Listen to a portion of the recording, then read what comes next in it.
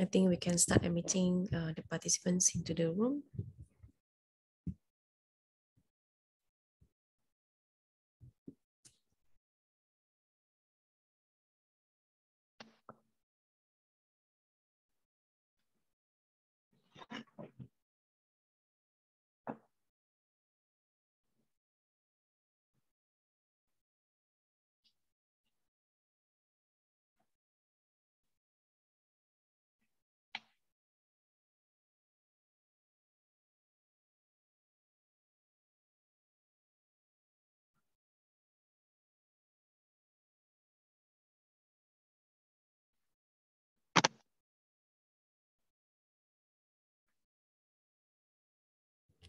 Would give a couple of minutes to let more people to join us before we start.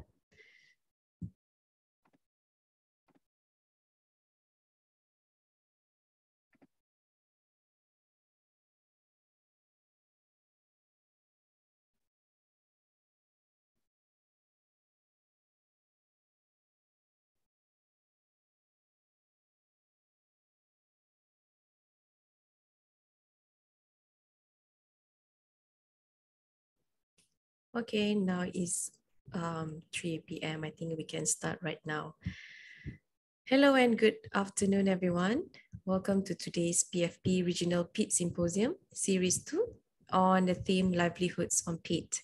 This event is run and hosted by People for Peat, a project funded by the European Union.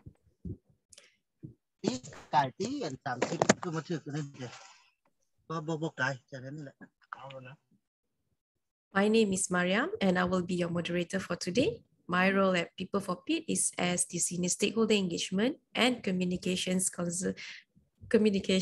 Executive at Tropical Rainforest Conservation and Research Center. Our comms team is responsible for putting on outreach and awareness events like today, so thank you for supporting us. So just a few basic guidelines for today's event. Please rename yourself in the following format. Your name followed by your organization so we know where you're coming from. Please keep your microphone and video turned off throughout the presentations. And if you have any questions or concern, feel free to put them in the chat box. We will have a Q&A session for all our panelists at the end of the event. And for everyone's information, for today's event, we will be running in 2 channels, English and Indonesia. You can choose any channel you would like to be in by pressing the button below. Now, to get to know our audience a little bit better, I'd like to run a quick poll. How did you hear about today's event?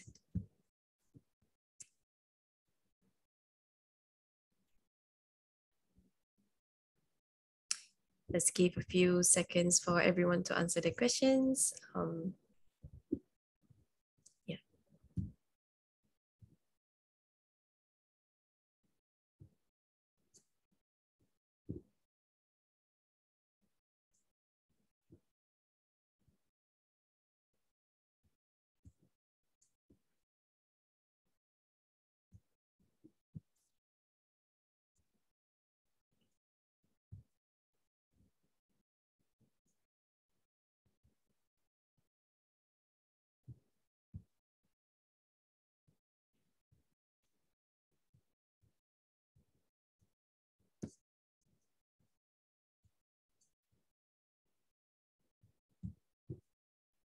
All right, so I think we don't have anyone who participated in the poll. It's fine.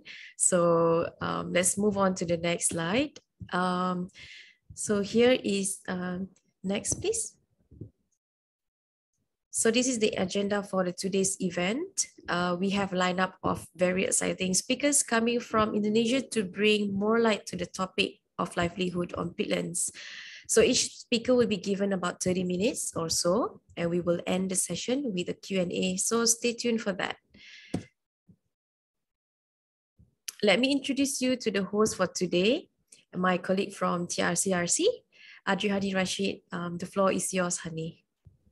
Thank you, Mariam. Hello, everyone. And thank you once again for joining us today. As Mariam mentioned, my name is Adri Hani. and I'm the Stakeholder Engagement and Communications Executive over at TRCRC.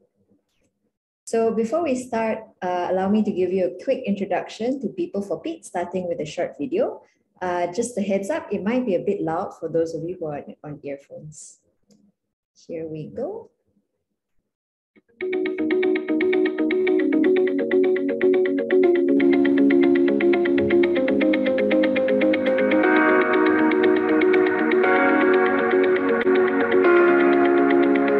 Activities with real action in the ground, together with local peoples and supported by government and the corporation, and it will be one of the best ways.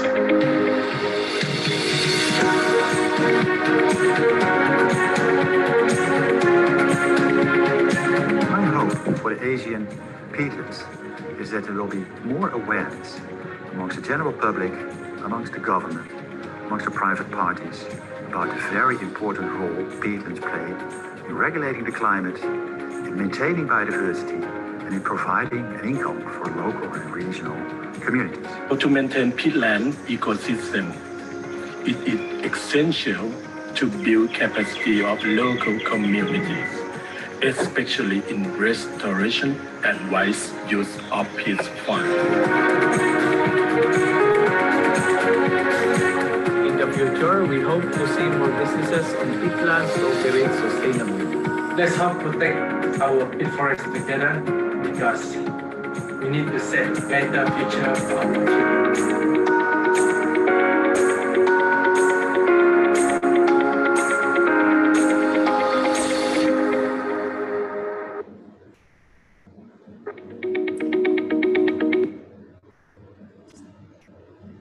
So that's us, People for Peat. The People for Peat Coalition is part of the EU SUPA program, SUPA standing for Sustainable Use of Peatland and Haze Mitigation in ASEAN. And this program is split up into state and non-state actors, and we at PFP work on component 2, specifically with non-state actors with the common goal to reduce fires and haze in the ASEAN region. The coalition is made up of 3 organizations: the World Resources Institute, a global research organization based in Jakarta, Indonesia; Initiative Dagang Hijau Indonesia, a sustainable trade initiative also based in Jakarta; and TRCRC, a research and conservation organization based in Kuala Lumpur, Malaysia. In our work, we've identified 4 major challenges to managing peatlands in Southeast Asia, and we've categorized these 4 main challenges into 3 pillars, namely data and information, business and investment, and outreach and advocacy. And along these lines, PFP has been working on a comprehensive approach to sustainable peatland management in ASEAN. And these are some of our actions so far in tackling the complex issue of sustainable peatland management. Today's event is one of our outreach and advocacy efforts aimed at raising awareness and sharing information on some of the approaches to a sustainable life on peatlands. Since the inception of this program in November 2019, we've had the opportunity to engage with a wide variety of stakeholders, from students to peatland communities to university researchers to small businesses. And in the coming months, we are looking forward to reaching an even wider group, including all of you. So we're very glad to have that you have decided to join us today. Thank you so much once again, and I hope that you find today's symposium interesting and informative. Back to you, Mariam. Thank you, Hani. So I received a few responses from participants in the chat box, and thank you for your response. So let's move to the other poll. We are interested to know our audience better. Can you share which country are you coming from? Yeah.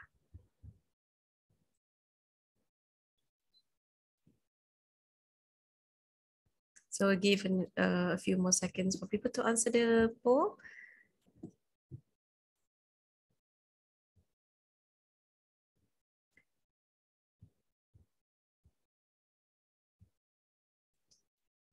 We have 50% coming from Indonesia and 25% from Malaysia, and the rest are coming from Myanmar, Philippines, and there are also other countries.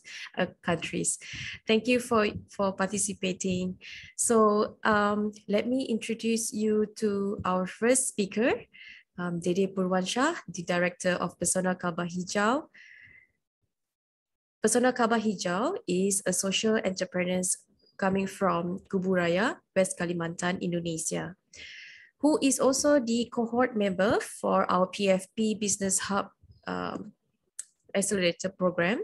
PKH focuses on creating entrepreneurs who care as much as business as much as for the environment. Their main product is honey, stingless bee honey, and mangrove forest honey. Let's welcome Pak Dede Purwansha to share his presentation on combining sustainability, equity, as well as profit on peatlands. The floor is yours, Pak Dede. Thank you. Oke, terima kasih. Thank you very much, ladies and gentlemen.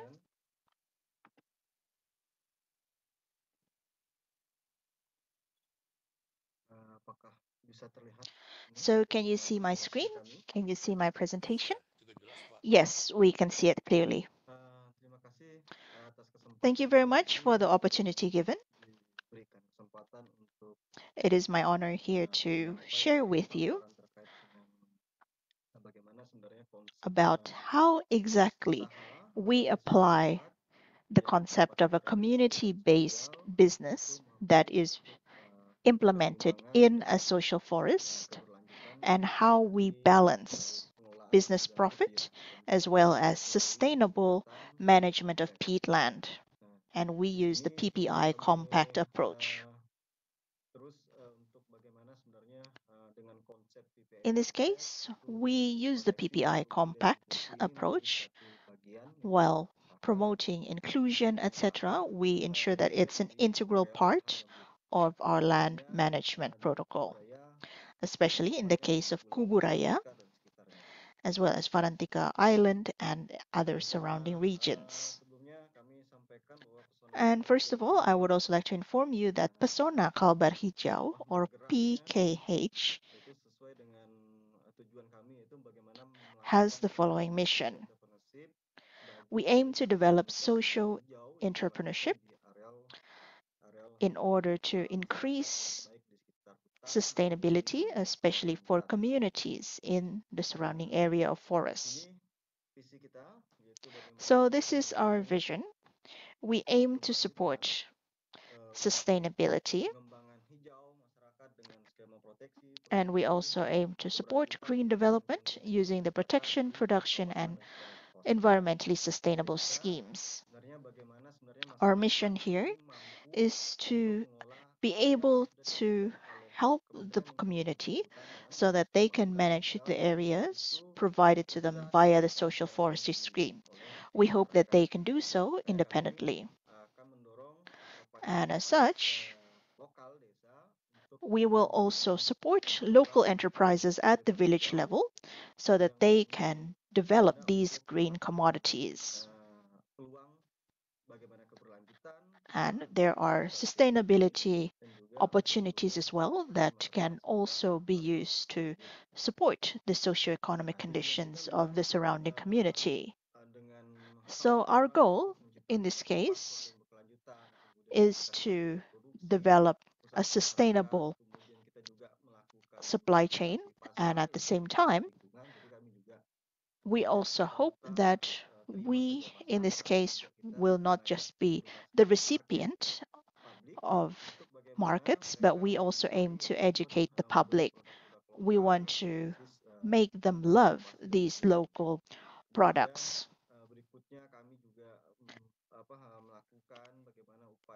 And we also carry out efforts to build this entrepreneurship among the village. And PKH in this case is also established from other programs in the past. We believe that this is very useful and that there is great potential for us to develop in the professional field so that we can build the independence of villages as well as the independence of the social forestry itself. So this initiative was established with the following history. In 2017, the government has issued the permit for social forestry. So special thanks for the Ministry of Environment and Forestry along with the donor agencies and so on. And as you can see here, there is potential So the community in this case would not be able to carry out development if there is no legal certainty. So we need to ensure that this is guaranteed before we think of further investment. And with regards to institutionalism as well as human resources, we have a landscape agreement for the PPI Compact. And in addition to that, we also aim to have a participatory peat forest management plan. This is done by the community, and we also cover the investment plan as well. So the reason why we are now transitioning towards economic interest is also for the community, actually, especially the coastal communities, because they are still strongly reliant on natural resources. If there is bad weather, fishermen will need to find a different type of livelihood. So we do have concerns about the community livelihood. In addition to that, we also want to ensure that this concept will then be translated into development.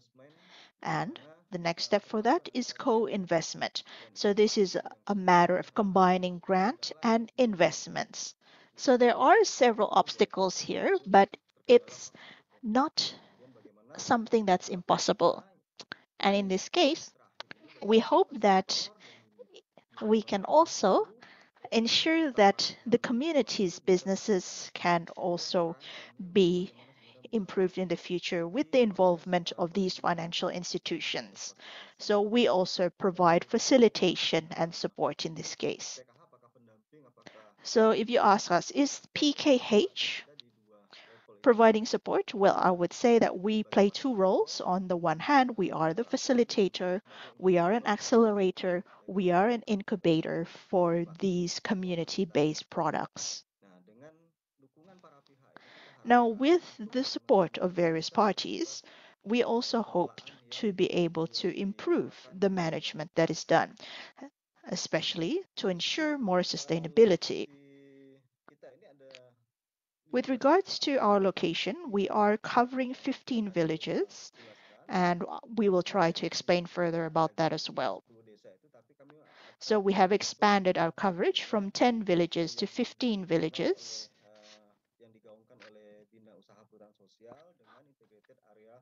And we will also cover an integrated area as well.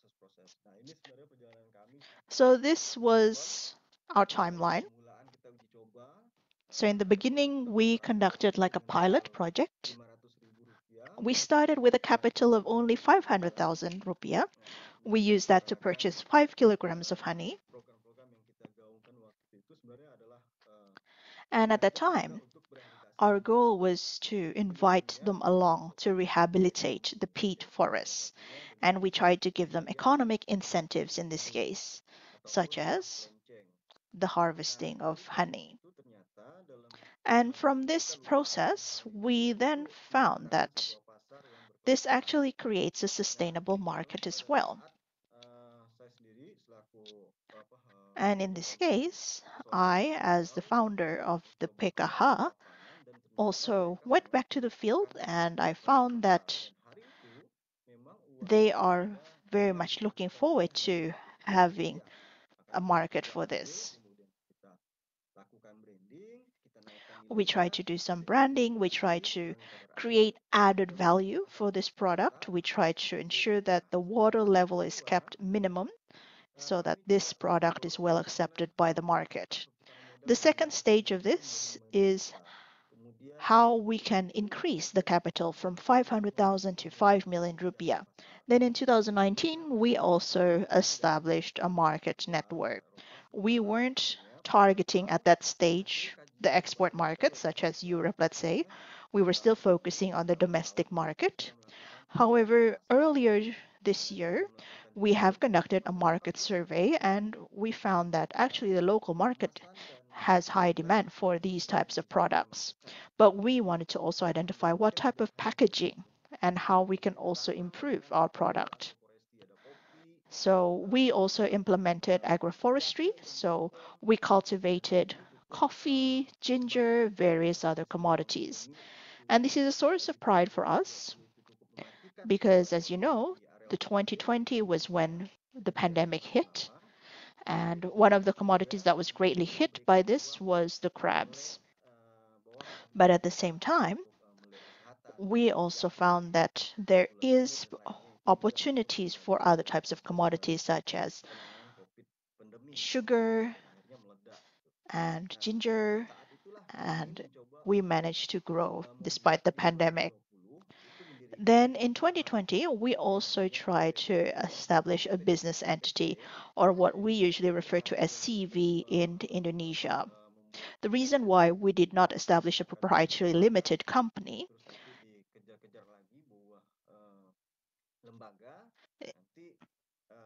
is mainly because we want to ensure that we have access to the market, but we want the process to not take too long. So the CV was selected. For the case of the proprietary limited, from what we understood, there seems to be 12 types of taxes that we would need to pay. So we decided to go for a micro level business instead, which is by choosing to be a CV. Then in 2021, we also met with the youth. This is both local youths as well as the fresh graduates of Tanjung Pura University, the youth in the cities, and we developed e-commerce. So our product is available in several marketplaces such as Shopee, Facebook Marketplace, and this has certainly been helpful. And we also try to package this so that it's not only a business. And we will try to illustrate this further. This is our location. So Kuburaya is actually quite a wide area, and the peat areas are here in the middle, over here. And if it is not well managed, and the community continues to expand by doing land clearance, what happens is that we might have fatal damages. And as such, we have several economic interventions. The goal here is to ensure that they keep the peat areas pristine as much as possible. It's quite difficult when you have lack of capital, and we, in this case, actually find that the villages have quite a potential to develop. But we are also grateful that this initiative is still running to this day. Now I would like to discuss about the challenges as well as the benefits gained. There were various challenges that we found in the field. On the one hand, we have a moral burden. So we want to ensure that we continue to revive the local community. So we do have this moral obligation.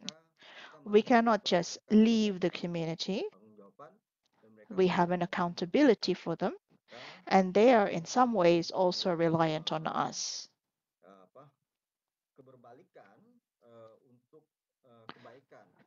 So this is for our better good, and it's not only material in this case, but also moral. Another challenge that we faced with regards to social forestry is the to do with the technical aspects of the peatland. And I think our colleague from WRI will be able to explain further about the technical aspects. From our perspective, it is also a matter of local institutionalism, because without sufficient facilitation, they won't be ready to be running independently. And that would also create obstacles.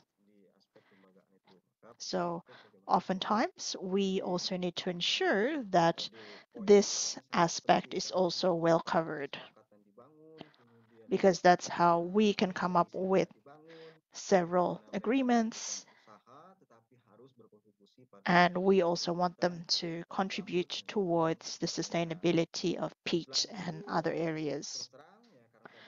And another thing, as you can also see, we have limited capital. We started off with only 500,000, but we remain enthusiastic and we are now able to have a turnover of approximately 300 million per year.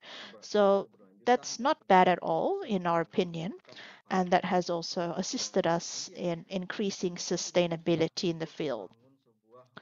So, indeed, ladies and gentlemen, it is not an easy matter for us to develop a conservation based community business because we are dealing with market segmentation, which is quite complex, and it's also a very narrow segment.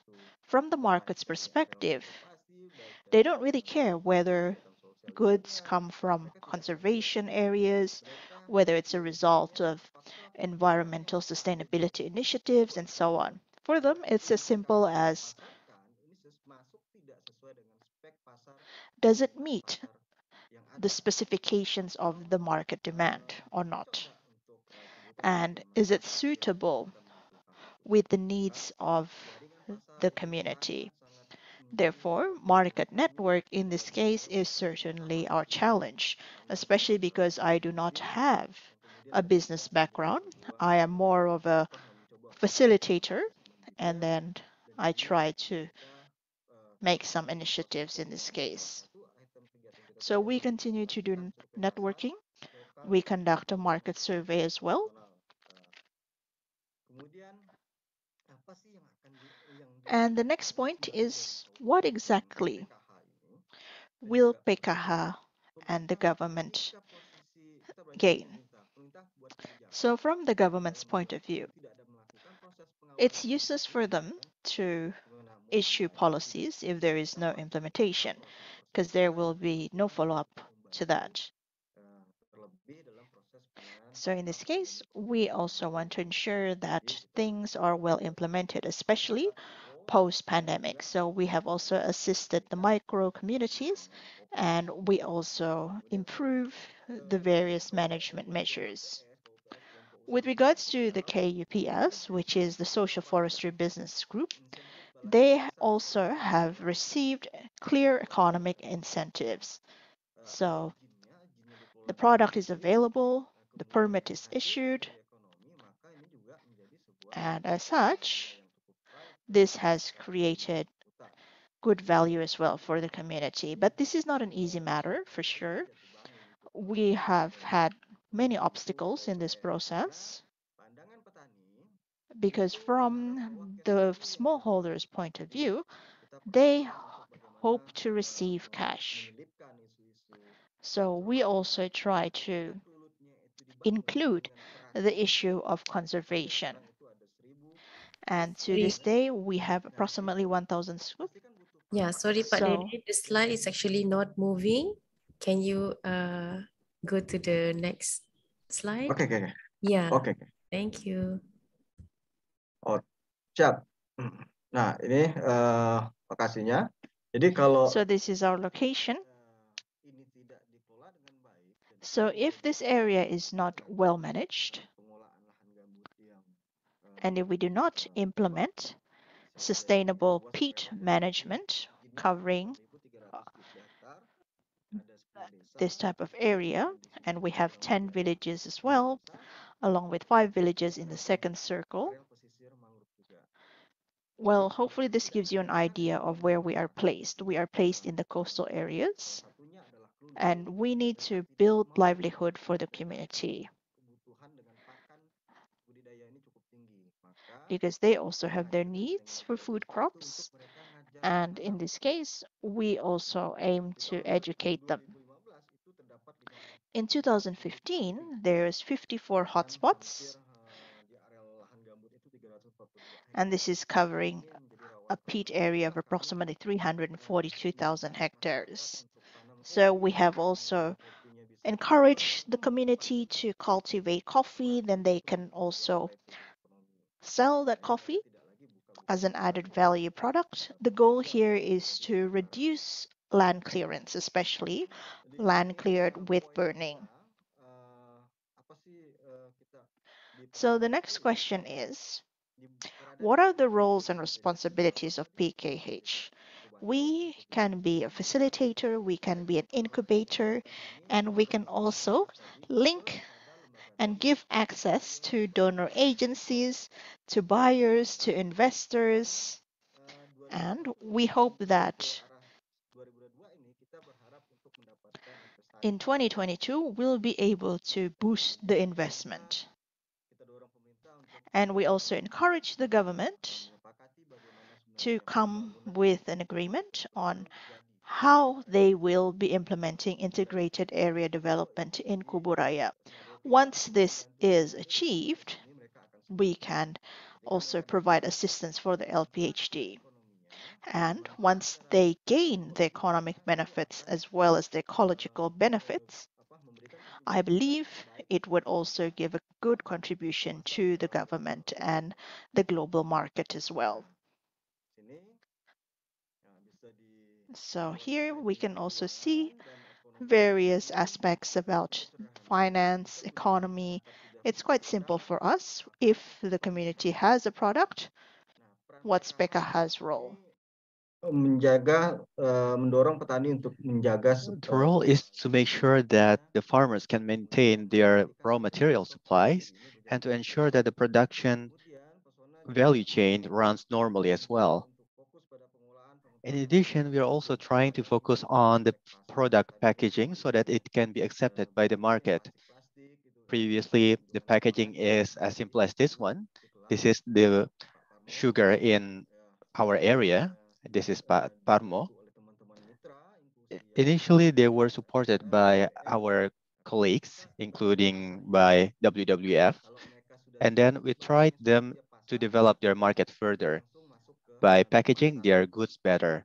So once they are ready, we will move towards more aggressive marketing. So we try to make farmers not consider money as the only capital, but in fact, there are so many potential resources in their own forest, be it in the peatland as well as in their surrounding environment, that can also provide them with proper livelihood if they manage them well.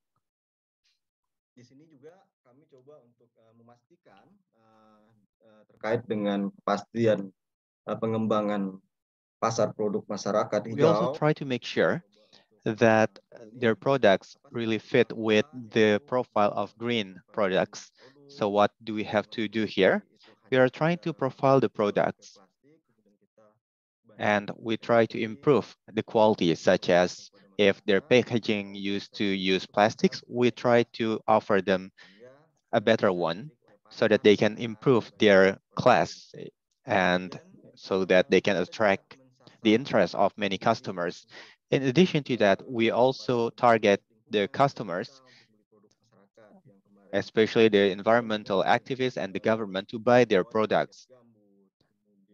Because we know that many of our colleagues work in peatland sector. Many colleagues out there support the community in the green community especially. So we try to ask them to really manifest their commitment by buying those products from the farmers. If the business unit can be self-sustaining or independent, of course, we can be sure that they will share their profits or resources to the social forest group, management group. And this will help eventually the entire community to maintain their forest.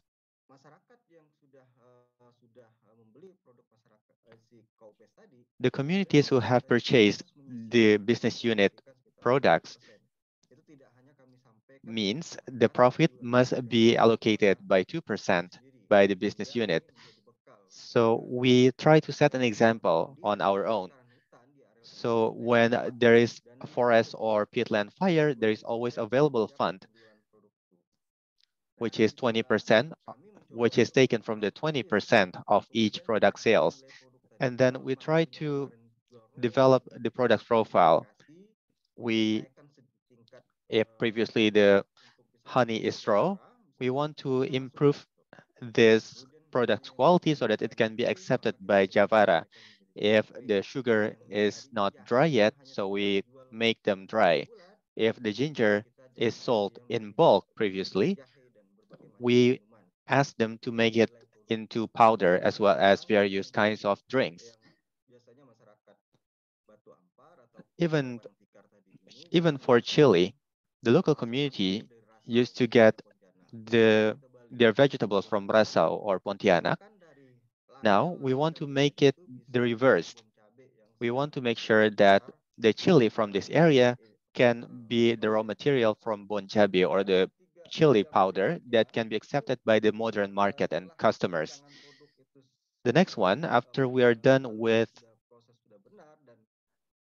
are having already the correct flow of the product development and the supply is stable, we'll do the market testing by opening reseller programs and dropshippers as well as direct selling from Rumah Pesona. This is where we will distinguish the price. So we learned a lot about economic system. So we are so grateful to be part of this People for Peat program because you have been really helpful to our business. This is another simple thing that we have done so far, which is very much related to the good governance principles that we have always tried to implement at national and grassroots or site level. And this means we should engage both men and women to ensure equality. And we do not only engage people with money, but also try to give the best opportunities for the moneyless people. So by making sure that they can get access to this livelihood. And we want to complement each other between the groups and the farmers. We are always open. We always say that we complement each other if we need the products that meet our specifications with our proper internal control system. The farmers must be able to comply with those standards so that all the products that will be supplied to us, which will sell in turn, will be done smoothly.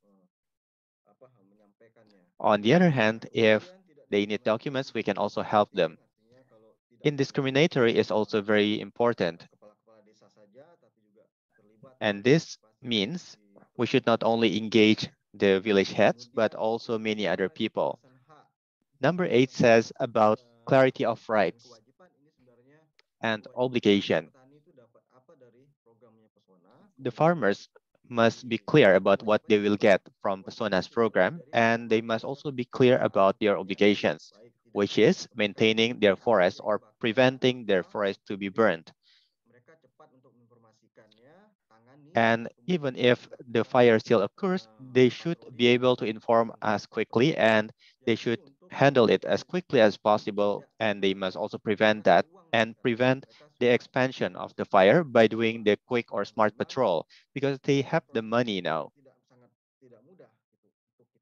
Of course, we recognize that this is not an easy process to encourage. Number 10 is the sustainability principle, which is also very important for us and for the community and also for the management of the peatland. Because if we commit any mistake in the area, for instance, if there is a leakage in one of the areas and if on the other hand, the community still opens new areas in the peatland, it will be more difficult for us to handle and maintain the sustainability of the peatland. There is a slight difference regarding based on the ministerial regulations number 9 regarding the facilitation or assistance aspects, which is always related to the institutional management, area management, and business management. So we must do capacity building, and therefore we conduct a lot of trainings. Where do we get the money? Pesona Kalbar Hijau do not have any donor or grant yet. So we can only generate the money from the money we earn from the business. which we always run in transparent and in proper manners, from which we allocate 20% for conducting these kinds of trainings. Another thing that we haven't done so far, which has although have been recommended to do so by the Peatland Management Agency and our other colleagues in Kuburaya, is ensuring or encouraging reforestation and revegetation and rehabilitation. We want to make sure that our colleagues implement productive rehabilitation. Maybe many of our colleagues didn't realize that back then, when they started the rehabilitation 3 years ago, actually they have enjoyed the yields now with the income coming from the Robusta coffees. And these are the three principles that we are trying to keep encouraging or pushing, namely the sustainability and implement the internal control system and develop the proper SOP. So during the harvesting season, the farmers must confirm to us about the harvesting point and the process to be involved. The honey must not be squeezed to be harvested. We ask them to do it very carefully and just to pour, use the pouring system instead of the squeezing system. But we cannot do all of these by ourselves because we have very limited resources and we only generated income from the sales of our products. But we built a spirit in the community. Now, villages are very enthusiastic to develop their own independent or self-reliant management system. And I must not miss this particular part. If the business goes wrong, it will definitely impact the areas, the management areas. This is our final point, the area management, but we did not start our efforts from this point, but rather from the economic one by attempting to create equality, by ensuring the quality and the quantity of the products. And then we start directing this to help the institutional management. Once the awareness is there, the community themselves will be able to take initiative to start patrol and to push the other stakeholders to develop their areas in proper manners. And they will also be able to use the village fund properly. They will plant the vegetations, they will do the separator, they will apply the canal separator, and so on. And this particular part, the institutional management, is going to be very harmful if we manage this wrongly. So we divided our teams into the business management team, area management, and institutional management teams. Some of them will work in the field, and the others will have to make sure that the supply chain is safe and to expand our target markets. In other words, this will not remain a sole jargon, but we will really make the forest being managed sustainably and improve the welfare of the community. We hope that all these beautiful jargons will not remain a jargon, but it will manifest into reality and make the community feel how abundant their resources are and how much they benefit from them. We further strengthen this effort with the following points. The first one is capacity building, and then collaboration with the Social Forest Management Facilitation Forum and many other forest management groups. We developed those forums to build the capacity of the people. Many of our colleagues have joined this forum, and we try to implement this maximally not only into villages. Blue Forest only runs in 2 villages, so we try to encourage the other villages to independently join the program, although with our facilitation as well. And it turns out that it is possible. and we will prepare the KUPS or the business management unit to become entrepreneur with strong competitiveness. Of course, this is not easy at all, and we will do it slowly. As we are applying the internal control system, and since we have set up the proper standards for the honey, so we tell them, if you want your honey to be sold at higher rate, this is the dryness level, and this is what you should give to the bees and so on. Some of them try to improve the feedstock for the bees to convert the honey from the sour one into the very sweet one. And since we are working for sustainability, our team has also prepared a market network consisting of 30 local markets, restaurants, and mini markets in Pontianak City. We have also contacted Hypermart, a large supermarket chain, for taking our local products. But we'll focus on local first.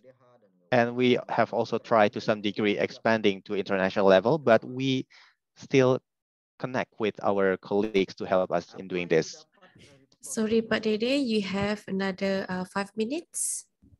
Thank you. Siap. Nah, ini yang kita lakukan, kita akhirnya What mampu we do now is accessing the capital. This is from the old institutional arrangement, but we are still in the process of paying back this loan. And as I said earlier, we are having some moral burden here. But the most recent one is this one. And we managed to help our business units out there to get more capital. And it is quite surprising because in 2020, our honey sale reached 417 million, while in 2021, it reached 198 million. And I just found out also that this is quite consistent with that 417 million figure.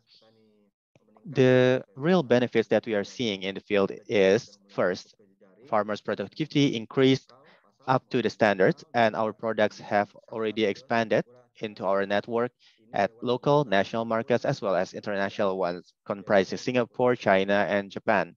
And we can do this thanks to the support of the other CSOs and partners.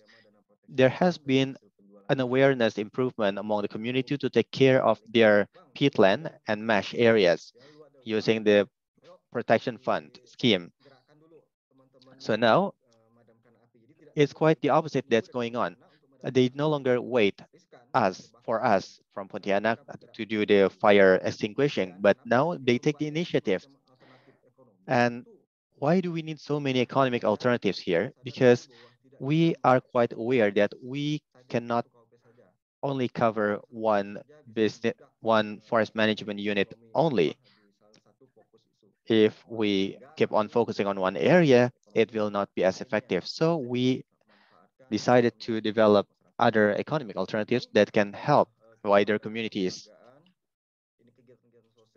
These are some rewards, some awards that we have received. Thanks to our networking process, we help the entire process from selling and the reforestation, planting, and this one is when we received a reward from one of the government offices in West Kalimantan. Lessons learned.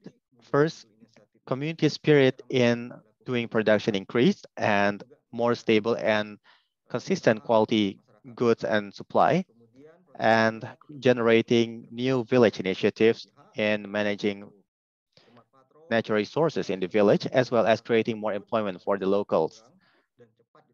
There are less fires in Peatland, and in terms of the inclusion, and this is quite encouraging. There have been the collaboration process in People for Peat has been quite well. Today, Ganesh team and his colleagues just visited our place to see the potential development of the coconut business. Our hope for the future is to keep improving ourselves to make sure that our products can really reach the markets.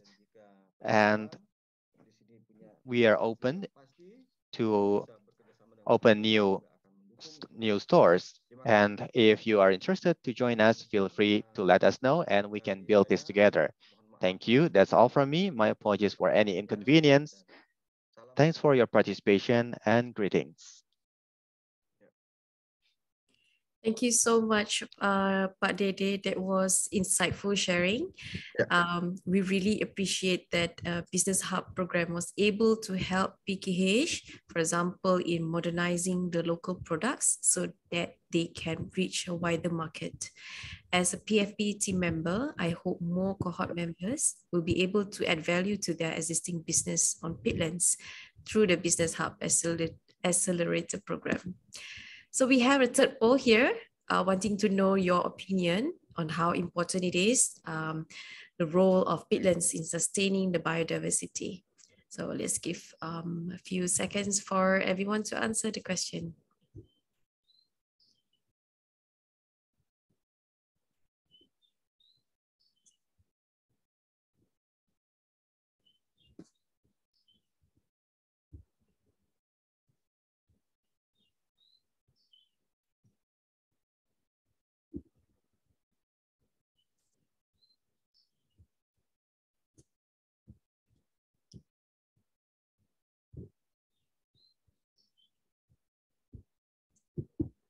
Thank you for your participations. We can see like almost 90% of you thought that the importance in protecting the peatlands and also its role in sustaining biodiversity.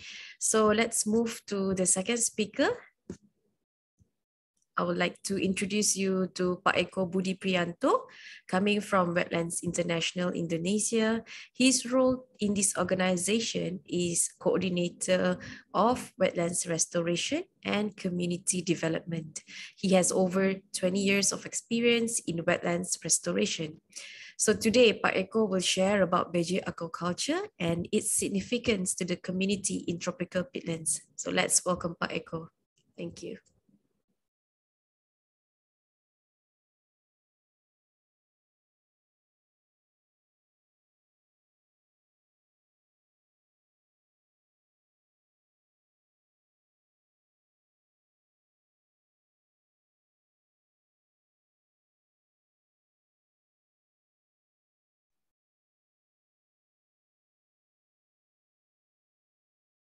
Selamat sore semua rekan-rekan.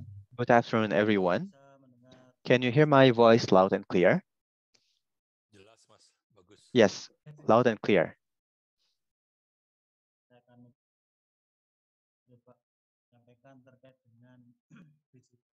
I will now share my presentation about Beji Pond. First of all, my name is Eko Budi Priyanto. I serve as the coordinator of the Wetlands Restoration and Community Development of Wetlands International Indonesia. Our current main program regarding wetland is focused on peatland restoration and mangrove rehabilitation in Indonesia. The peatland restorations we are going right now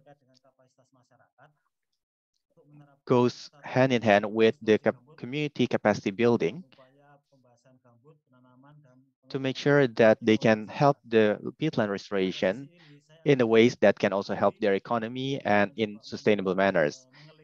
In this session, I will try to link my materials regarding innovation, BG Pond innovation as an effort to increase communities' income and as a way to restore the degraded peatland. Our work locations are in Muara Manumpas and Desa Trampung Raya, Batang Toru sub-districts, and South Tapanuli district, North Sumatra province since 2019.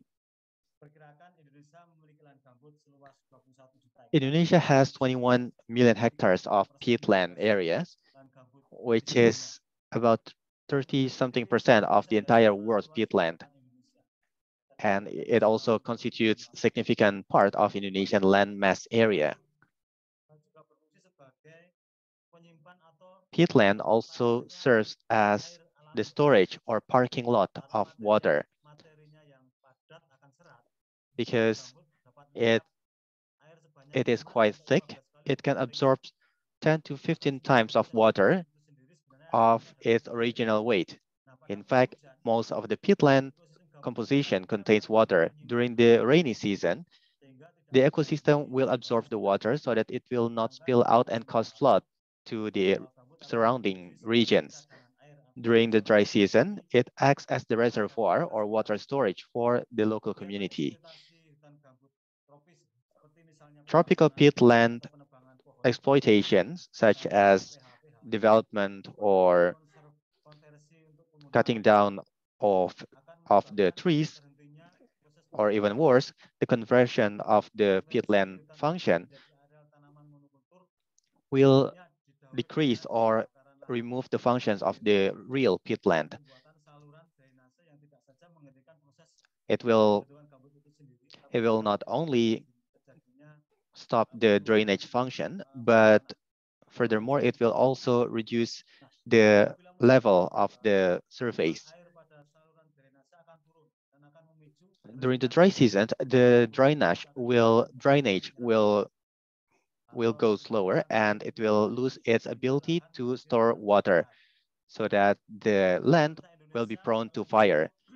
The government of Indonesia has established the Badan Restorasi Gambut or Peat Restoration Agency in 2015 based on the presidential instruction, which was expanded as the National Peatland Restoration and Mangrove Restorations by 2021. The agency has several strategies for restoring the peatland ecosystem, which consists of, first, re-wetting, which refers to the re-wetting of the dry peatland areas that can be done by blocking canals, canal backfilling, the making of boreholes, and of course, monitoring of the peatland water surface, and the establishment or the creation of the canal separator with which we'll block the canals. The separator can be made from the pinang trees so that it is that water that is being blocked that will wet the entire areas. And we will also make monitoring holes or wells with the participation of the community so that we can identify all the potential fires that can happen in the area. If the water surface has reached or surpassed 40 centimeters,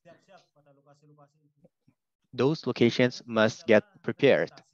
The second one is revegetation, which is an effort to revive the vegetation in the peatland areas by encouraging the development of the natural vegetation of that local area. This is what we call as paludiculture.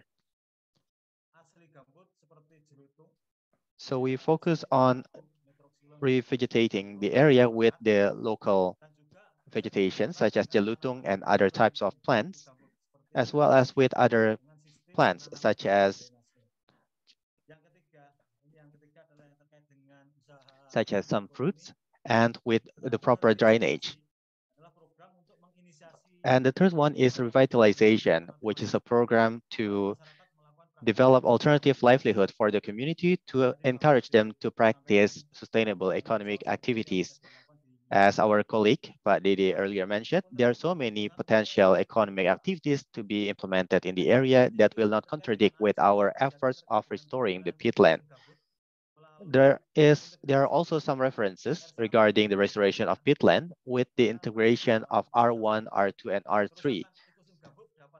Government Regulation 71 mentions that the damage to the peat ecosystem can occur in the protection function and cultivation function.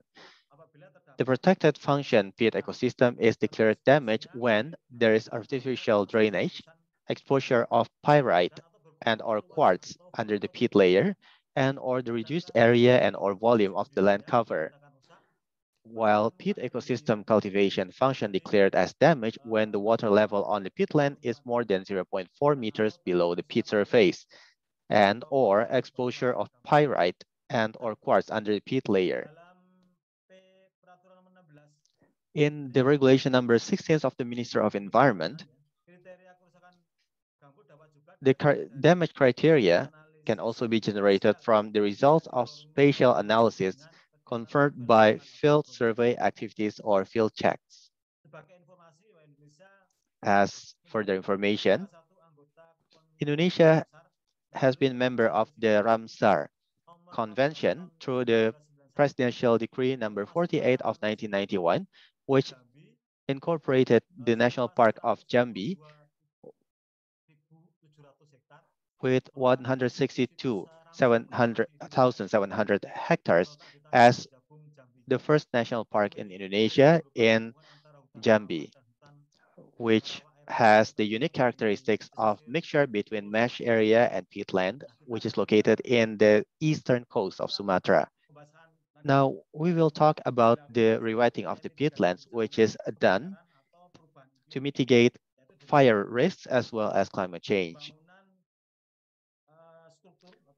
This is done by first constructing several structures, such as dams, blocks, or bulks in the channel, with or without spillway. Then we will wet peat with river water near or around it, build a dead-end channel or small and shallow one between the two blocks leading to the peatland. Building a reservoir or water reservoir or dam, or what we call as BJ ponds. The fifth one is building boreholes on the land that has the potential to be burned. My apologies for the background noise from the river because I'm currently in South Tapanuli district and I'm still on the river bank and I've just visited the field. So now I try my best to get the best location, but maybe the background noise still matters. So what is BJ? BJ is about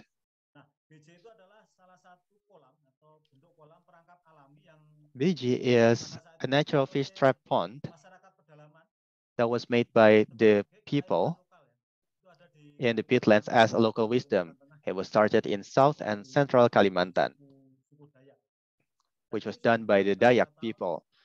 This has been applied since 1950 and is still being maintained until now. BJ is made by BJ was made by making a square hole in the land, and the size vary from 4 meters wide and 1 to 2 meters deep and 5 to 20 meters long. For the BJ that is owned by the individuals, the size is smaller, but the community's BJ can reach up to hundreds of meters wide.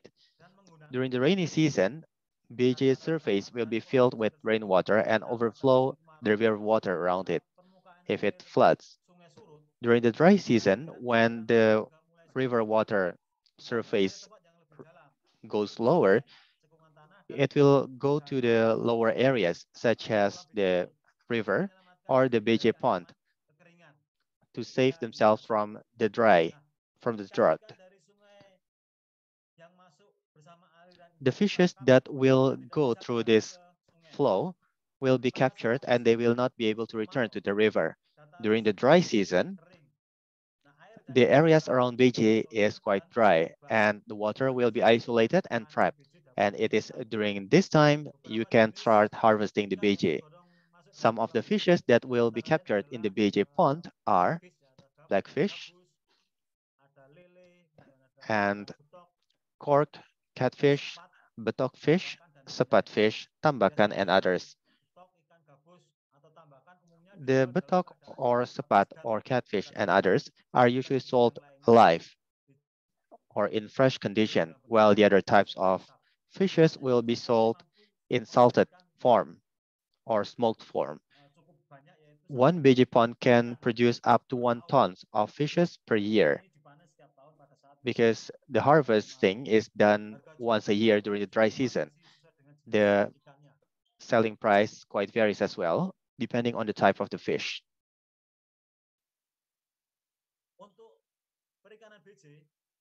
And with regards to the fishery business in Beje, it is a productive fishery business.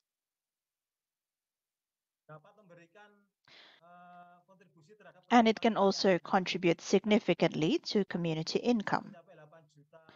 It can even reach 8 million rupiah each year.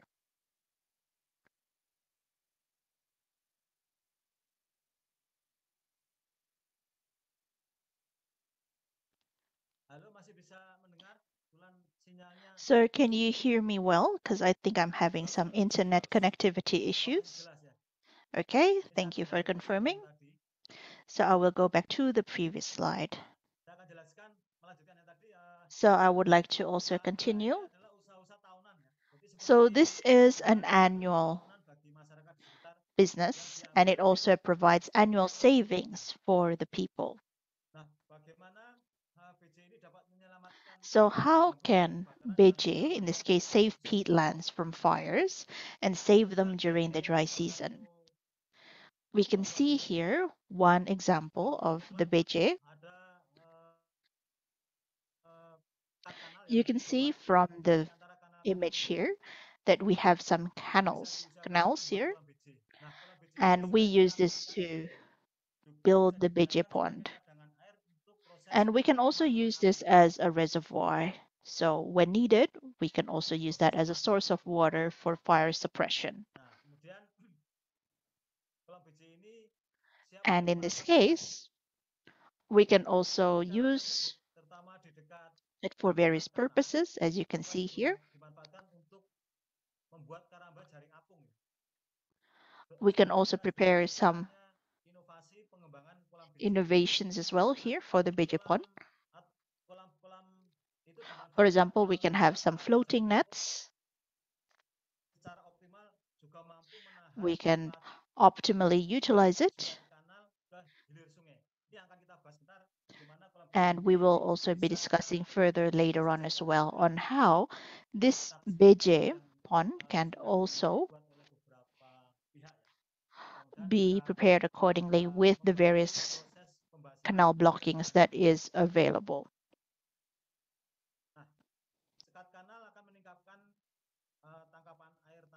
So here, the canal blocking can increase groundwater and fish catch.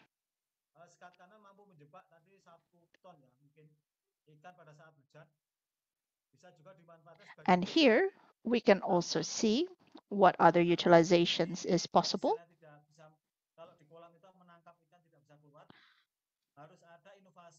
We need to have various innovations as well here.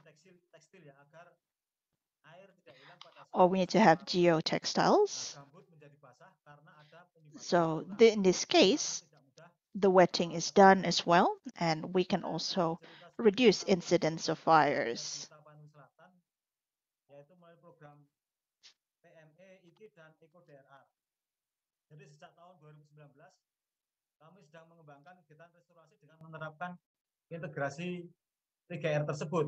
And we can also implement R1, R2, and R3 here.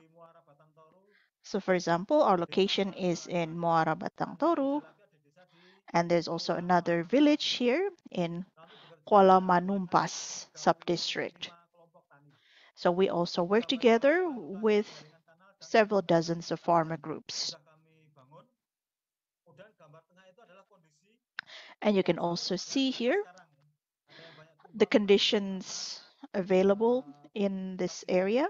We have palm trees that have fallen down due to subsidence.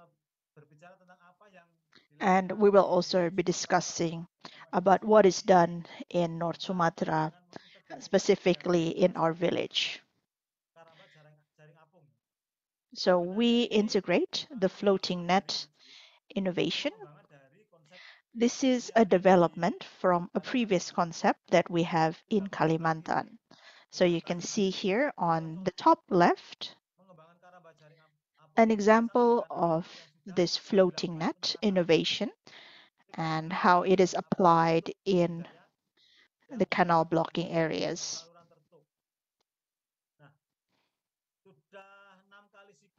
So we have done this for 6 cycles. And then on the 20th of April, we also harvested in one of the ponds here. And we were able to harvest up to 300 kilograms of catfish. And 1 kilogram usually consists of approximately 4 to 6 catfishes. And the pricing was rather high because it was right before the fasting season. So it was 25,000 per kilogram. And we spent about 250 rupiah per fish at that time as our capital. So we did this every 2 months. So we use this. And the total capital that we spent was mainly used for the feed. So for 2.5 months, we needed to allocate approximately 6 sacks, and 1 sack is about 300,000. So we also try to develop the pellets here. We also gave them maggots as feed, as well as local microorganisms. And the community is also developing their feed. And the goal here is to minimize the cultivation capital and to increase income. So several buyers have come to the location, and they have also worked together with the local cooperatives. So what can we take away in this case?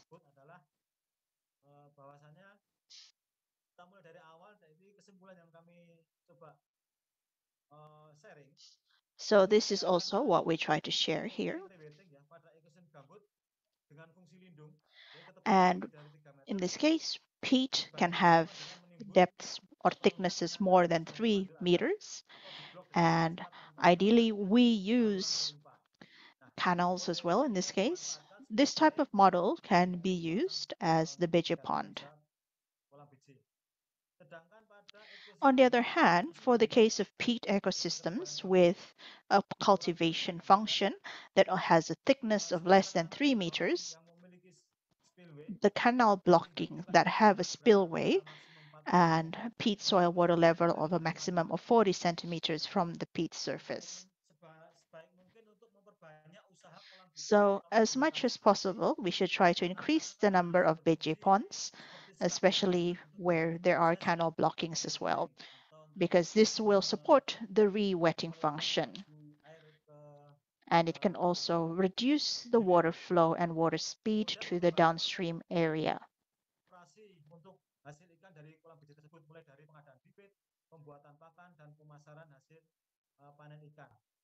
Yang terakhir, ini sudah kami proses untuk membuat peraturan desa terkait dengan pengolahan gambut. And this is also one way that we prepare the village regulation related to peat management and economic business development, especially with regards to the Beje pond.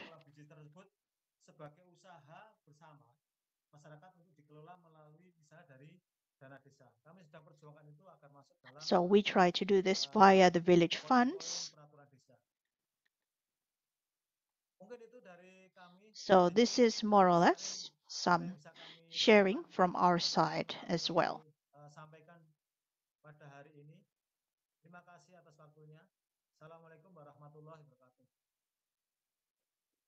Thank you very much. Greetings.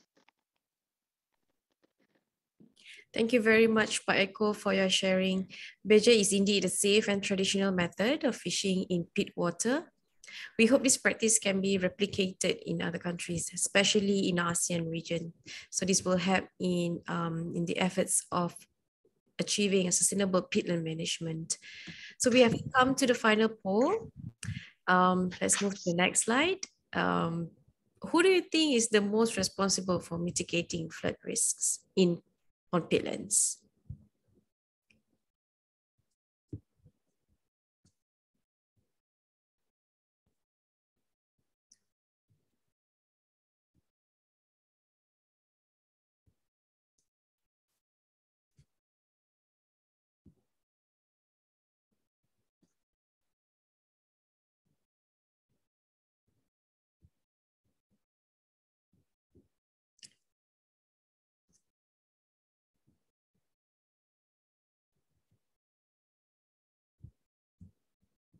Thank you for your participation. So we can see that more than half people agreed that the government agencies should play more role in mitigating flood risks on peatland, and about 30% agreed that landowners or the unions of farmers and as well as smallholders plays the most responsible role in mitigating flood risks on peatland.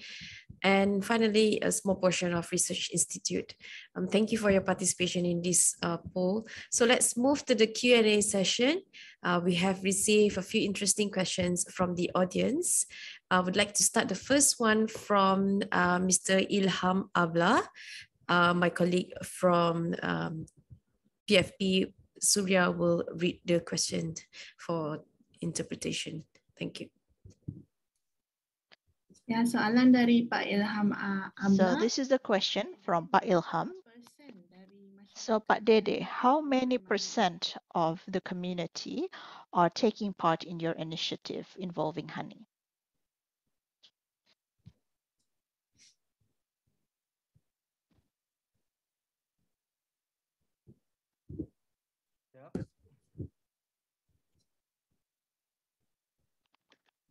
Dari 100% masyarakat di sana So kerjanya adalah I would say that nelayan dan petani. 100% of the people are working as fishermen and smallholders, and 30% of them have joined our agroforestry program focusing on honey. So in each village, and we have about 10 villages, I would say that each village has 3 groups: agroforestry group, honey group, as well as coffee. Kelompok Wanita Tani is the exact name of it. So we have also prepared that group as well for the women. And this is done based on the data that we have collected from them. So in general, we have about 20 to 30 people for this. And most of them are in the coastal community areas. This is for both peatlands, which is used for cultivation and aquaculture as well, involving crabs. We have approximately 204 people that are cultivating crabs, and 50 of them are in the peat areas. So that's more or less my response.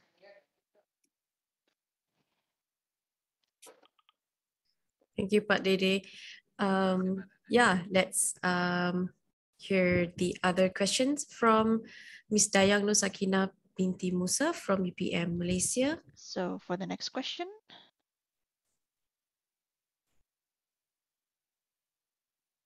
Hello Pak Dede, soalan dari Dayang Nur Sakinah binti Musa.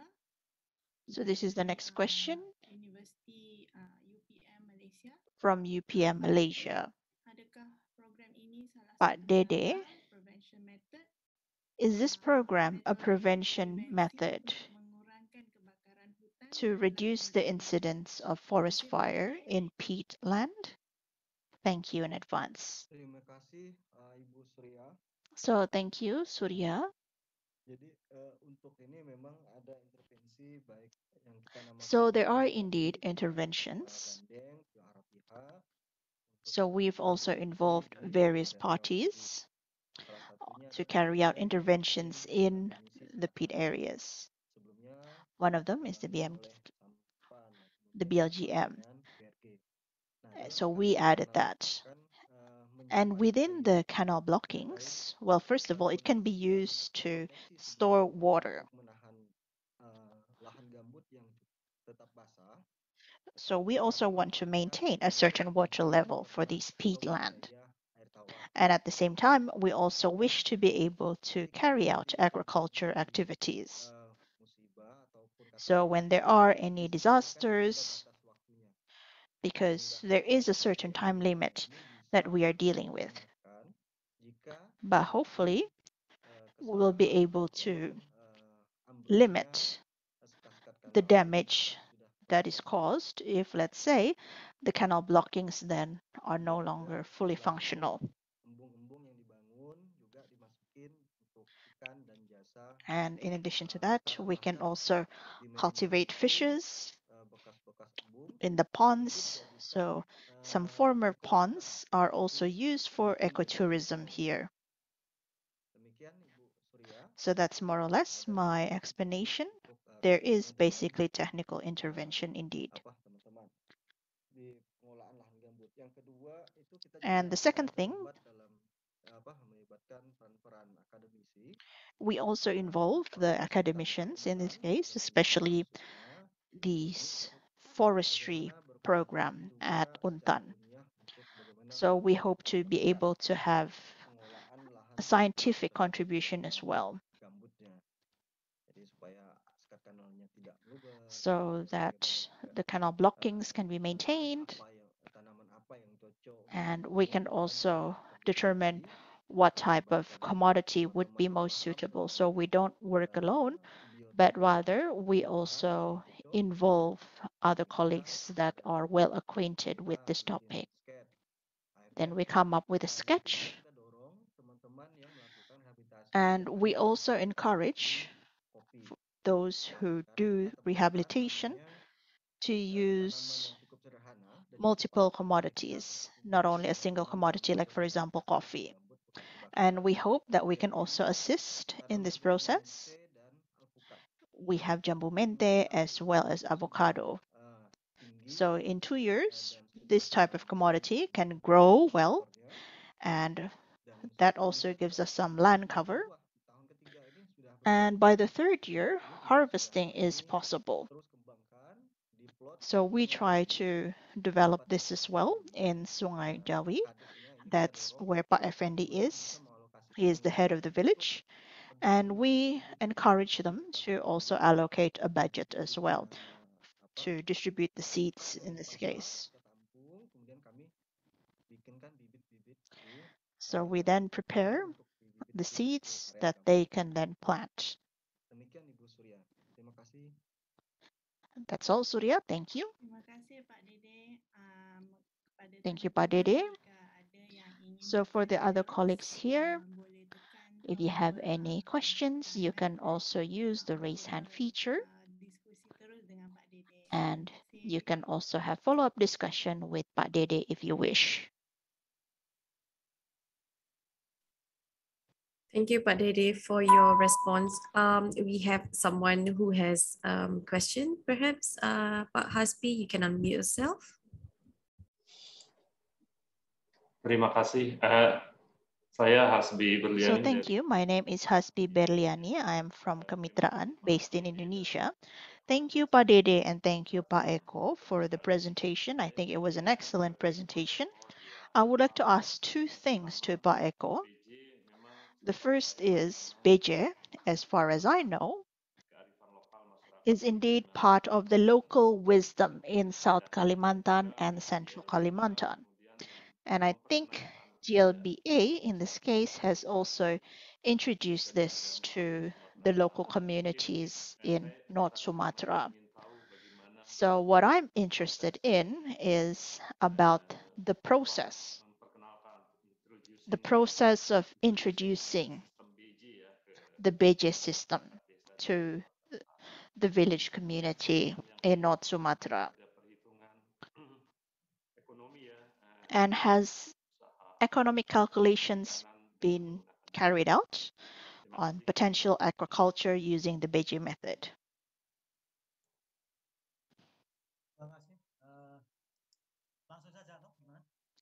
Okay, so may I directly respond to that? Yes, sure, Pak Eko.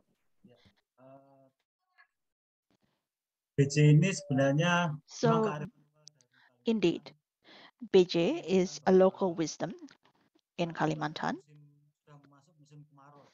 And it is also usually a sign that we are entering the dry season.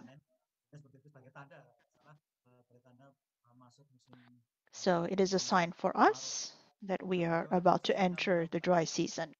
Now, the next topic is about the process that we carry out.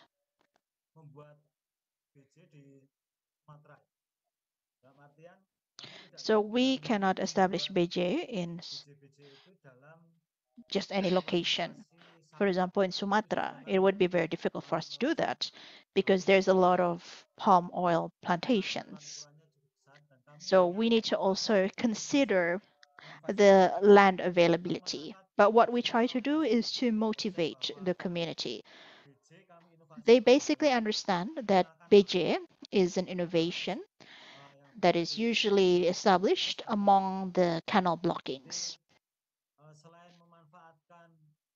So in addition to utilizing several non-productive canals, we utilize it. And at the same time, the public is also aware that this is actually an effort to reduce the water speed, especially water that is going to the downstream area. So this is indeed a trend.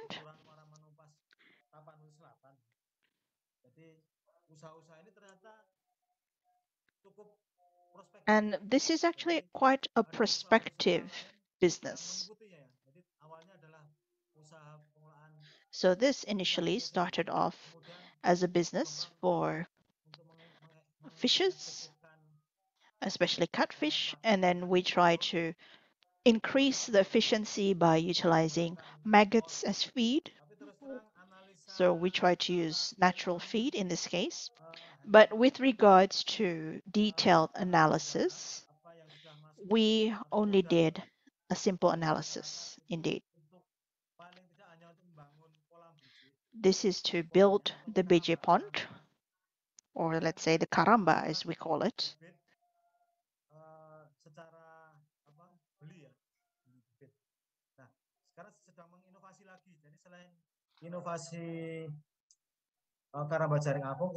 So in addition to the karamba, another innovation that we have is how we can develop the seeds so that we can also be more independent. However, I believe that out of a BJ that is approximately 1.5 meters by, let's say, 3 meters or 2 meters, we're able to have 300 kilograms in harvest. And at the same time, the public is also aware that this is a prospect for them. So it is prospective.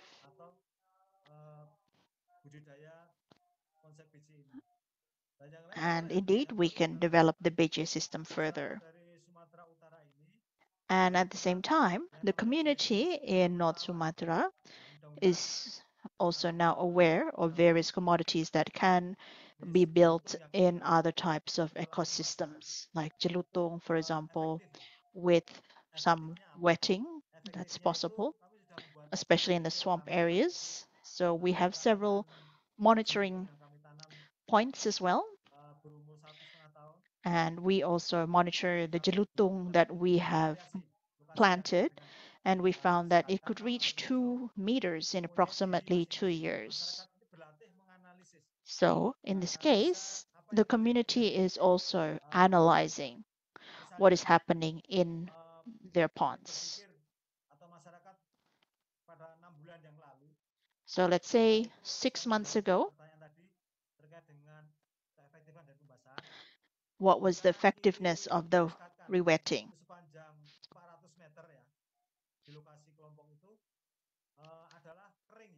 So what we found is that there is extreme dryness. The leaves in this area were dry as well. But now, with the rewetting, as well as the effectiveness of the canal blocking that is available in in Manumpas sub-district, we find that things have improved now. The vegetations aren't as dry, and at the same time, the community are also encouraged because they see that the palm oil trees are improving. They aren't as dry as they were before.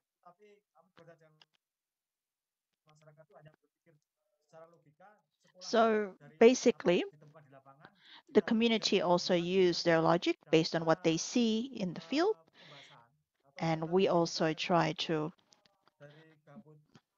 combine it with data on the water table, especially in the peatland areas. So we try to do our calculations.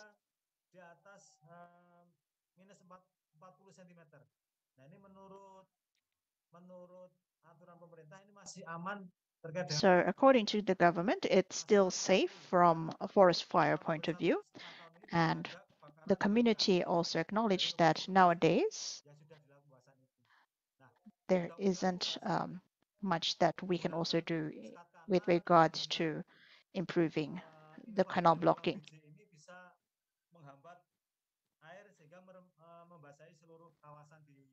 So we want to ensure that re-wetting is done in this 50 hectares of village.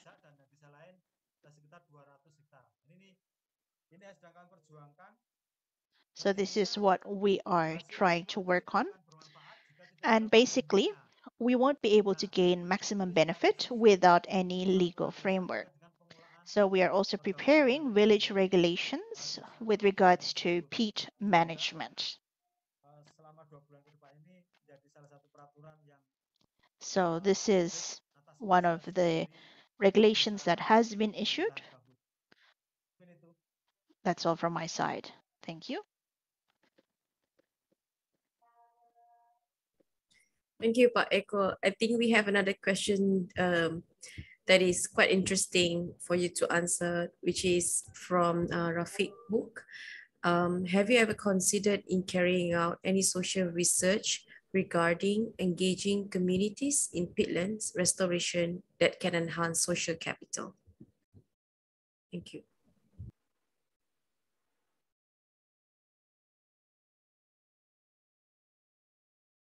Ini cukup menarik ya.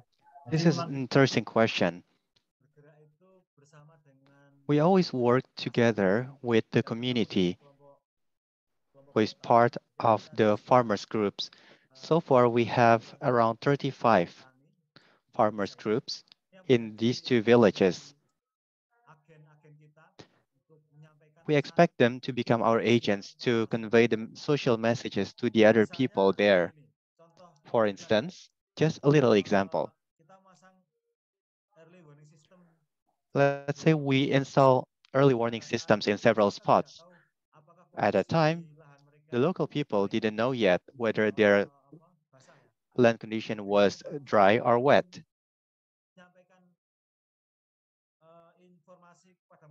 By sharing the information about this to the other people, that the water surface in the area is still lower than 40, and which is still safe, that would be very helpful. And they can tell the local people that they can see that water surface level at the early warning systems. So this way, it is easy for us to see whether in certain locations they are prone to fire or not. After they read the results from the early warning systems and we inform them about the results, the other local people can learn from this. For instance, they will not easily dispose cigarette butts when they go through those fire-prone areas. Automatically, there will be no more people disposing their cigarette butt in those areas. How can I prove this? The evidence is the fact that there has been no single fire over the past 2 years in that area.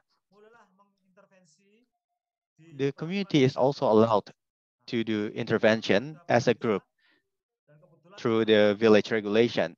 They can appeal to the village head and also the village deliberation body to join with them protecting the peatland areas.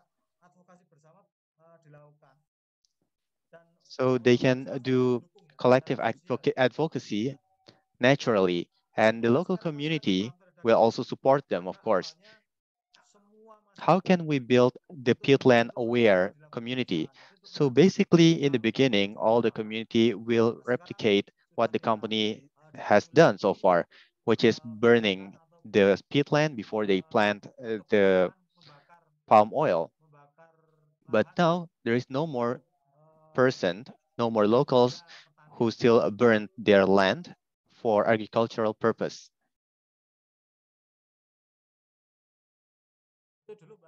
That's all from me. Yeah, thanks for your feedback, Pak Eko. We have quite an interesting question coming from Sarita Uda. Perhaps my colleague Surya can read that out. Thank you.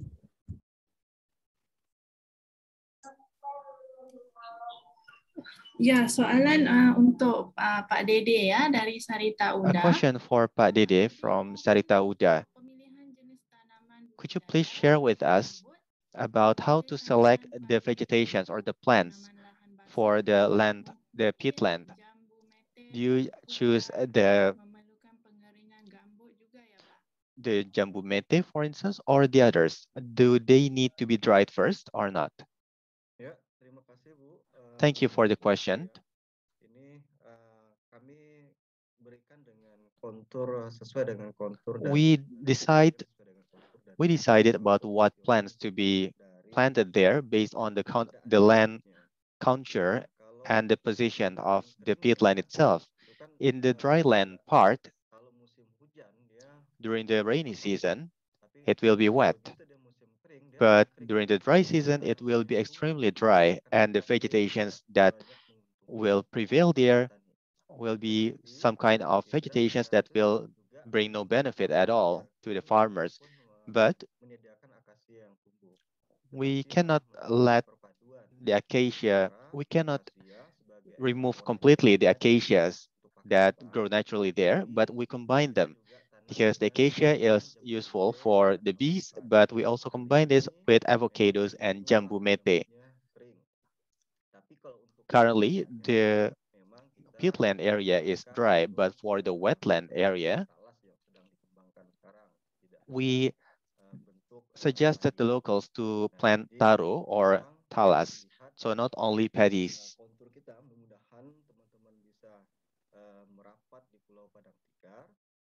So our culture is, you can easily see it for real by yourselves. You will see how we plant different kinds of vegetations along the areas. Some of them are forest vegetations, which grow rapidly, which really benefit the honey harvesters or the bee farmers. But if the areas are burned and neglected, then we'll intervene the area with cashew nuts or jambu mete, avocados, or coffee plants. So we do not make them uniform, but we combine them, applying the concept of agroforestry. And currently, the Sungai Jambi village seems interested to make the area as an ecotourism spot as well as research locations. Thank you for your feedbacks and inputs. We will try to take into account your recommendations. Thank you, Pak And Dede. thank you very much for your concern for the peatland area. Thank you. Yeah, thanks so much, Pak Dede. We have one more question that is actually really for you, Pak Dede, which is coming from Yin Myosui. She asked how to improve the production in Myanmar, or I think what she meant was how to adapt your practice in Myanmar market. Thank you.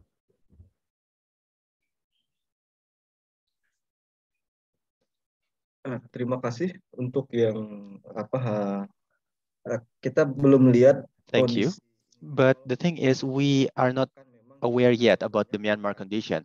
For honey and feedstock, we do not only expand the numbers of the bees colonies, but we also increase the number of the feedstock or the food for the honey so that they can increase their production. If your question is, can we expand the market to Myanmar? Or can our colleagues from Myanmar expand their market to here? we thank you for that offer. We are always open to that kind of improvement in collaboration in the future.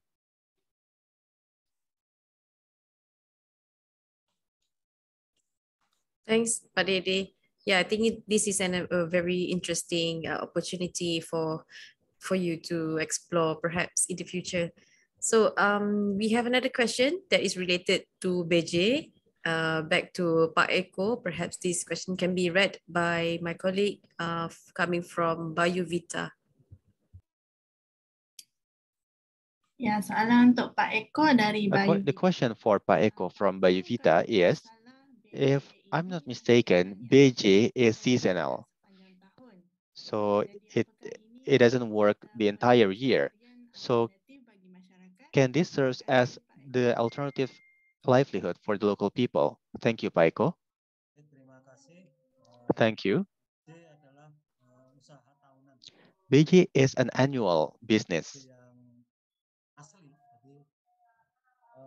but it is authentic.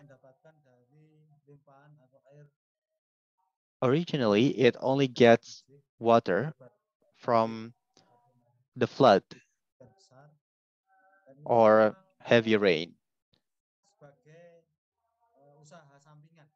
This is considered as an additional or side livelihood or complementary livelihood, and we believe that if we can develop this further, it would be really beneficial. But basically, this is a complementary livelihood, which is local wisdom, which takes advantage of the seasonal changes, especially the dry season in Kalimantan. Why did we develop the BJ innovations for the peatland? Because we want to increase production so that we can improve the local economies. As I said, every 2.5 months,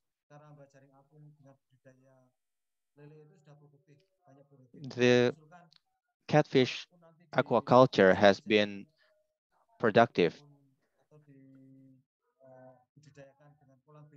So if we can expand these BJ innovations in other villages, other than improving their local economy, it will also help in the rewetting process. That's all from my side. Thank you. Thank you, Pak Eko. The next question actually for Pak Eko as well. Surya, please read that question from Ilham Abla. Thank you.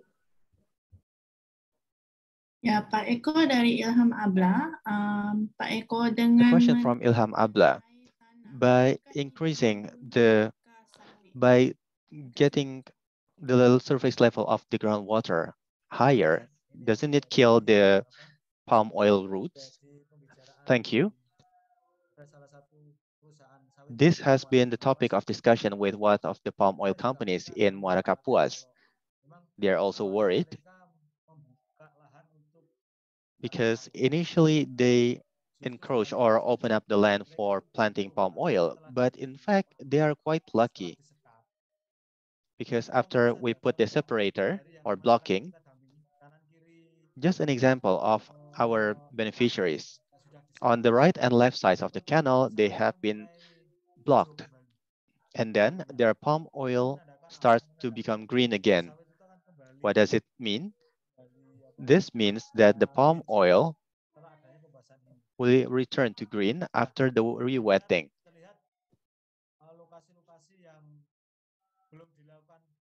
And you can compare this with the other locations which have not been blocked. You'll find many fell palm oil trees, and in fact, due to the land subsidence, the palm oil trees cannot sustain it themselves, and some of them therefore died or fell in some areas. I believe that the re-wetting, I hope there will be further analysis on the positive impacts, but what is real is that I saw how it can bring back the palm oil trees to life. And if we can implement the separators, we can block the canal quickly so that the water that are still needed in there will remain there. Thank you.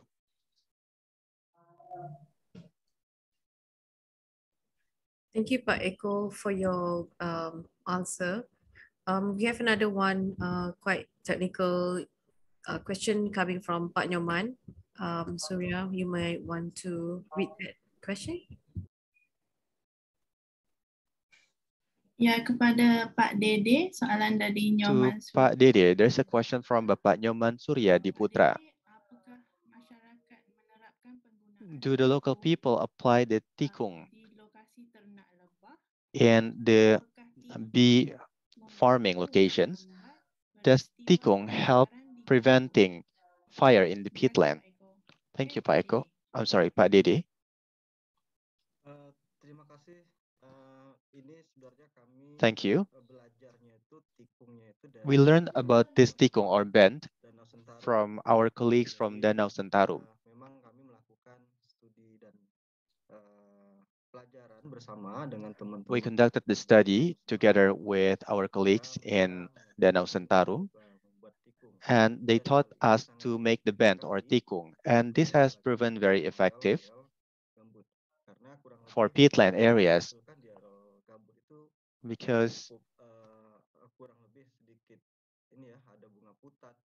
there are various flowers produced in the peatland areas, such as forest flowers and other kinds of vegetations that are indigenous to the ecosystem. So the tikung or the bend prevents the local people to burn the areas. In addition, when we inspected the tikung or the bends or the bee nest in the forest areas, they also at the same time did patrol, as I mentioned during the consultation. It is hoped that when they meet up with their colleagues who still encroach the land, they can remind those people that you can get better livelihood in other ways, and they can report to the police whenever they found illegal encroachment of the peatland. Furthermore, they can also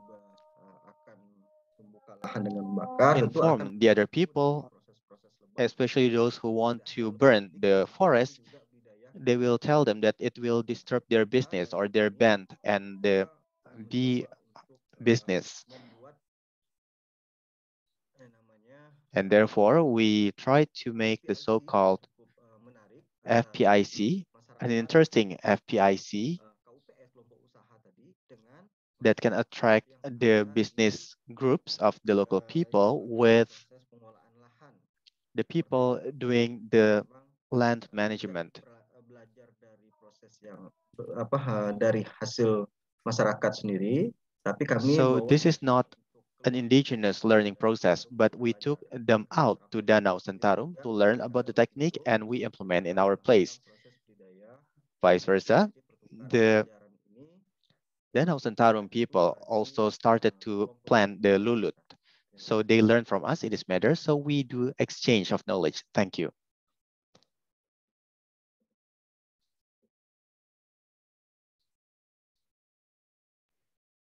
Thank you so much. We have Pak Nyoman is raising the hand. Perhaps you want to share your feedback? Yeah. Okay. Thank you very much. Terima kasih Pak Dede penjelasannya. Thank you, Pak Dede, for your explanations regarding tikung.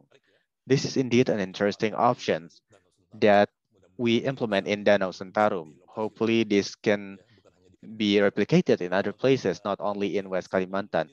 To the organizers, please allow me to add a little explanation about BJ. I currently serve as the advisors of YLBA. I've been retired, actually. I need to emphasize here that BJ is an effort to capture the fishes by building a pond behind a village that is located near to the riverbank. Therefore, during the wet season and during the flood season, the water will spill over and bring various fishes along. And once the water subdued again, then the fishes will be captured by those holes. One of the risks of BJ is that they capture various kinds of fishes.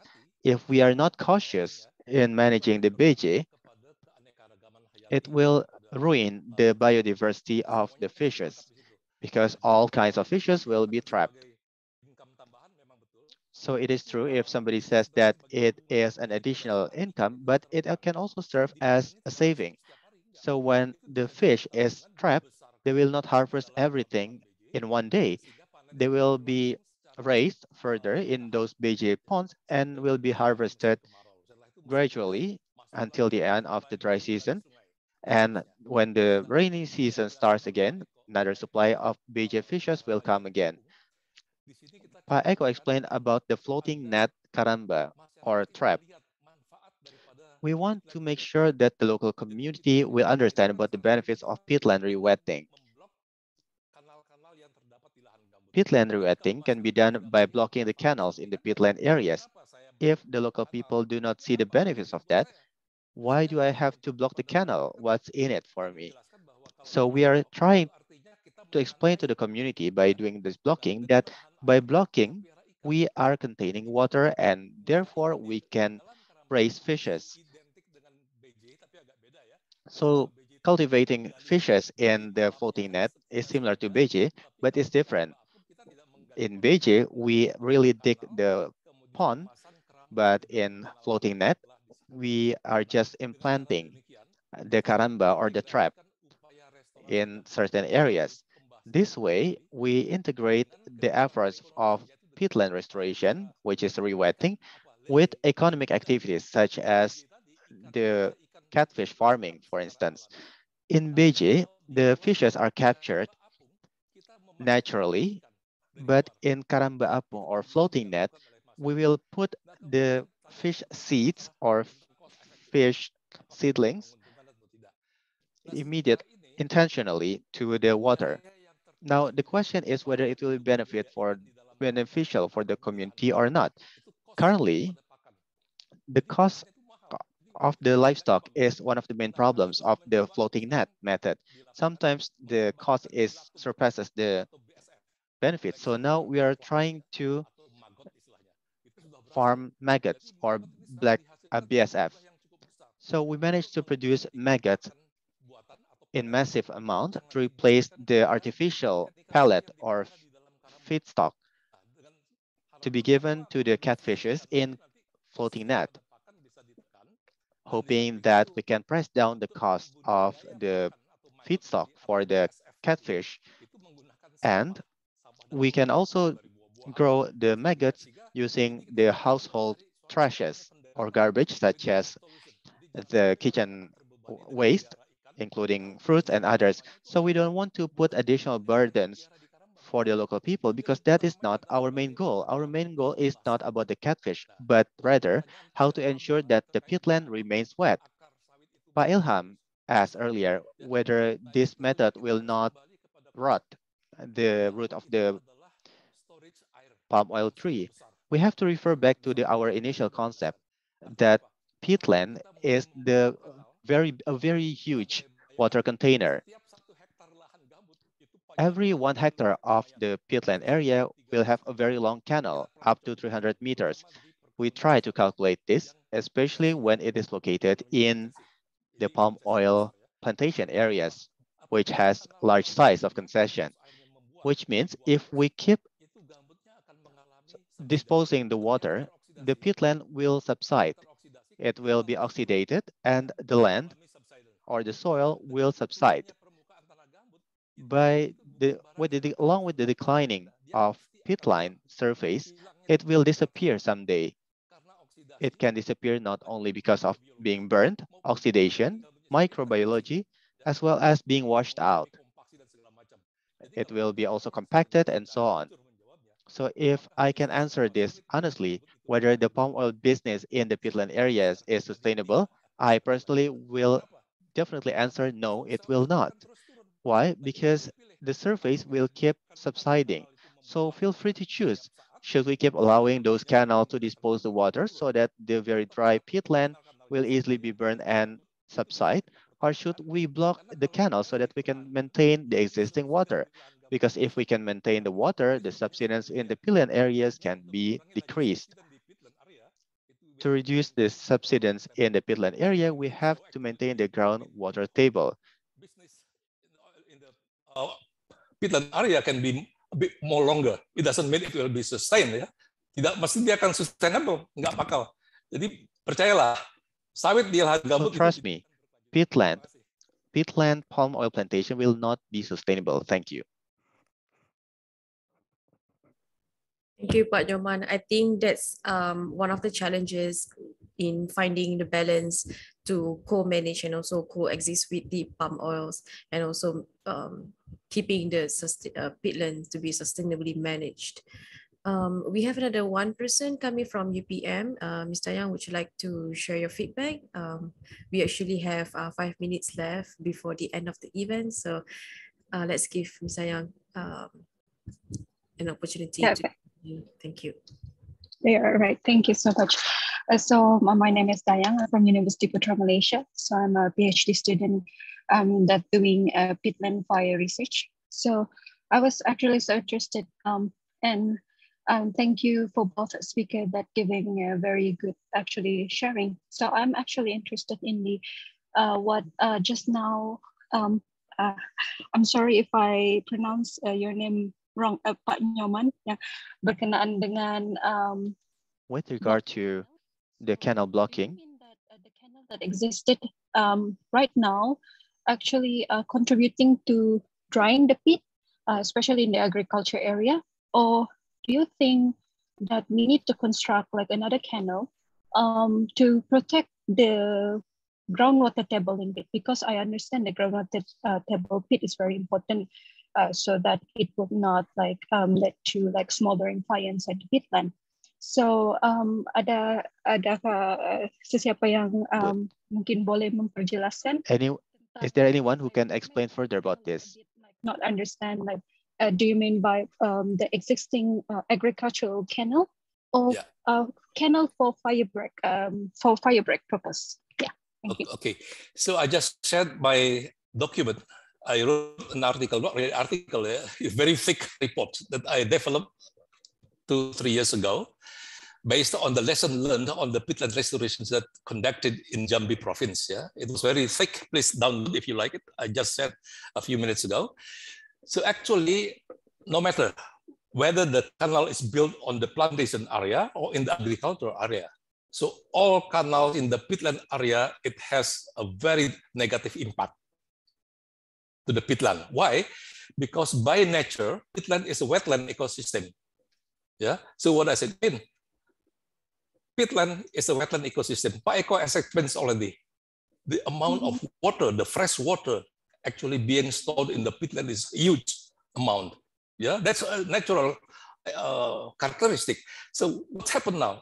If people already disturbing the peat by, let's say, build a lot of canals, I made a very rough calculation about how long of the canals actually already existed in our peatland area. You'll be surprised.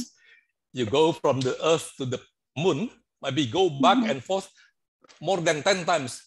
If you go to the internet, you go to the Google map, please check in the Google map from the east coast of Sumatra and also along the coastal areas of Kalimantan, you can see lots of canal networks. The rule of thumb, more or less, every hectare of the oil palm built on the peatland area, they need maybe around 280 meters long of canal. So if roughly we have already 5 million hectares or more of the peatland already open up, already cleared for the concession for the oil palm or before the acacia, so you can easily multiply the 285 meters per hectare multiplied by the certain numbers of hectares of peatland. So actually, peatland, it is actually interconnected one to the other. Yeah.